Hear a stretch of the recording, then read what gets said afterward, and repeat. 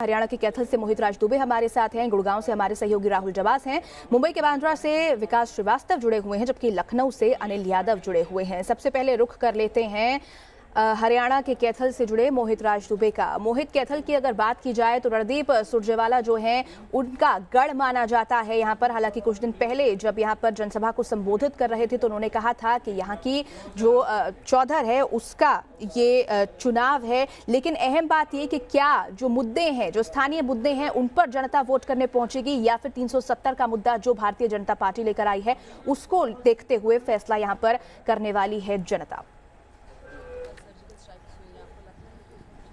देखिए, कैथल की अगर जनता की हम बात करें तो एक नारा रणदीप सुरजेवाला लेकर चल रहे हैं कि यहाँ की जनता तौलती है और बोलती भी है। और सबसे बड़ा सवाल यही है कि लगातार रणदीप सुरजेवाला ये दावा करते रहे कि उन्होंने विकास का कार्य किया है और सबसे ज्यादा वक्त उन्होंने कैथल में दिया है। लगातार वो अपना कैंपेन करते रहे, लगातार 3 महीने से वो कैथल में बने रहे, भले ही वो राष्ट्रीय नेता हो, राष्ट्रीय मीडिया को देखते हो, लेकिन कैथल की जनता खासतौर पे अब देखना है कि किसके पक्ष में जाती है। और हरियाणा के लोकतंत्र का आज महायज्ञ देखिए शुरू हो चुका है और आहुति अब जनता को देना है और देना भी शुरू हो चुका है। अगर हम मतदाताओं की बात करें तो धीरे धीरे मतदाता अपने घर से बाहर भी वो निकल रहे हैं। और जिस तरीके से अगर हम यहाँ के समीकरण की बात करें तो यहाँ पे जाट मतदाता सबसे ज्यादा है और ये माना जाता है कि जाट मतदाता जो है वो खासतौर पे रणदीप सुरजेवाला के ही पक्ष में जाते हैं। इसके अलावा अगर हम बात करें कि यहाँ पर टक्कर किससे है तो भारतीय जनता पार्टी के लीला गुजर यहाँ से चुनाव लड़ रहे हैं, उनसे टक्कर मानी जा रही है। रणदीप सुरजेवाला ने भी बहुत ज्यादा मेहनत की है। लगातार आपको बता दें कि ये बताया जा रहा है कि रात भर वो सोए भी नहीं है, लगातार वो मेहनत कर, लेकिन कुल मिलाकर मोहित आपको रोकना चाहेंगे, लेकिन फिलहाल तस्वीरें हमारे सामने आ रही हैं। मोहन भागवत जो हैं वो वोटिंग करके बाहर निकले हैं कड़ी सुरक्षा के बीच, और ये तस्वीरें नागपुर से जहां हमने देखा किस तरीके से मोहन भागवत जो थे वो वोट दे रहे थे और उसके बाद वोटिंग करने के बाद वो बाहर निकले हैं। तो सबसे पहले पहुंचकर वोट किया है और तमाम दिग्गज जो हैं वो आज अपने अपने घरों से निकले। और देखिए ये तस्वीरें, देखिए मोहन भागवत की ये तस्वीरें हैं जो वोटिंग करके बाहर निकले और मीडिया से बात करते हुए भी वो नजर आ रहे हैं। क्योंकि सारा देश चलाने का तंत्र इस चुनाव के कारण बनता है, इसलिए ये चुनाव महत्व के और दूसरे महत्व के ऐसा नहीं, जहाँ जहाँ मतदाता को मतदान कर मोहन जी आमच्या ह्याच्यात नाही आलं। मोहन जी थोडे पुढे या।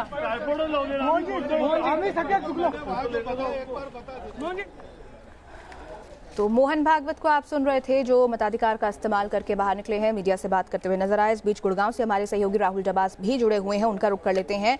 राहुल, गुड़गांव की अगर बात की जाए तो बीजेपी के विधायक जो है मैदान से बाहर हो गए और उसके बाद जो चुनावी समीकरण यहाँ पर बन रहे हैं वो 10 साल पीछे के बनते हुए नजर आ रहे हैं और अब मुकाबला जो है वो त्रिकोणीय नजर आ रहा है।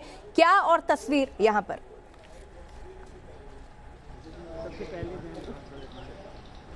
देखिए, सबसे पहले तो हमारे साथ वोटर है और जो वोट का निशान होता है हम चाहेंगे मैम एक बार दिखा सके।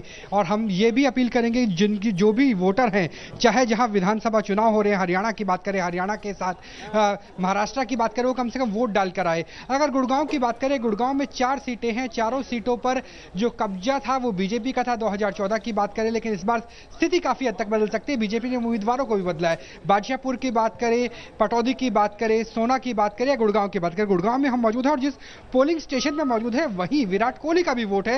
हालांकि विराट कोहली इस बार वोट डालने नहीं आ पाएंगे क्योंकि वो टेस्ट मैच खेल रहे हैं। अगर मुद्दों की बात करें, आपसे डालना चाहेंगे, डीएलएफ में है, काफी पॉश एरिया है, किन आधार पर वोट किया? क्योंकि राष्ट्रीय पार्टी राष्ट्रीय मुद्दों की बात करती है, धारा 370 की, सावरकर की बात होती है, अर्थव्यवस्था की बात होती है।